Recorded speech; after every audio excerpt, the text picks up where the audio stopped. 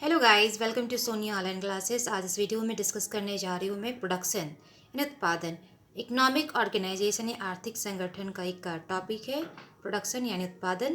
तो देखेंगे कि उत्पादन यानी प्रोडक्शन क्या होता है। अगर बात करें हम आदिम समाजों की यानी प्रिमिटिव सोसाइटीज़ की, तो उनमें भोजन और अन्य आवश्यक वस्तुओं का उत्पादन या संकलन शिकार करके किया जाता है। जैसे वो हंटिंग करते हैं, मछली मारते हैं, वन पर्वत के कंदमूल, फल फूल, साग सब्जी, मधु, ये सब का कलेक्शन करते हैं यानी फूड गैदरिंग करते हैं। इसके साथ ही वो पशुपालन भी करते हैं, दस्तकारी भी करते हैं। तो ये सारा काम करके वो अपना जीवन निर्वाह करते हैं। अगर रियलिटी में देखा जाए तो अर्थशास्त्र दृष्टिकोण से शिकार करके, मछली मारकर और फल फूल को इकट्ठा करके भोजन आदि को प्राप्त करना संकलन मात्र है, उत्पादन नहीं। इसी प्रकार पशुपालन द्वारा भोजन आदि प्राप्त करना संकलन और उत्पादन, इन दोनों के बीच की अवस्था होती है। कृषि और शिल्प उद्योग निश्चित रूप से उत्पादन की श्रेणी में आते हैं। कृषि के द्वारा न केवल प्रत्यक्ष रूप से खाद्यान्न का उत्पादन किया जाता है, बल्कि शिल्प उद्योग के लिए आवश्यक अनेक कच्चे मालों का भी उत्पादन होता है, प्रोडक्शन होता है। दस्तकारी आदि के द्वारा अन्य आवश्यक आर्थिक वस्तुओं का उत्पादन किया जाता है। प्रायः सभी आदिम समाजों में आप देखेंगे कि उत्पादन कार्य केवल अपने और अपने परिवार की आर्थिक आवश्यकताओं की पूर्ति मात्र के लिए नहीं किया जाता है। प्रत्येक उत्पादन कार्य के पीछे संपूर्ण समुदाय के प्रति अपने कुछ अनिवार्य कर्तव्यों को निभाने की भावना भी स्पष्ट होती है।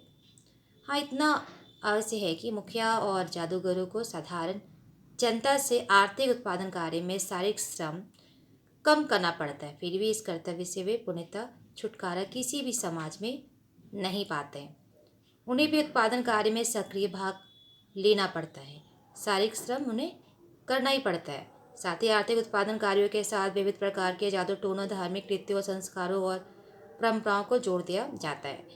यह विश्वास किया जाता है कि इसके बिना उत्पादन कार्यों में सफलता प्राप्त करना संभव नहीं है, इम्पॉसिबल है।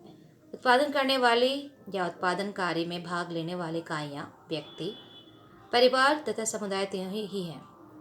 एग्जाम्पल के तौर पे हम ले लेते हैं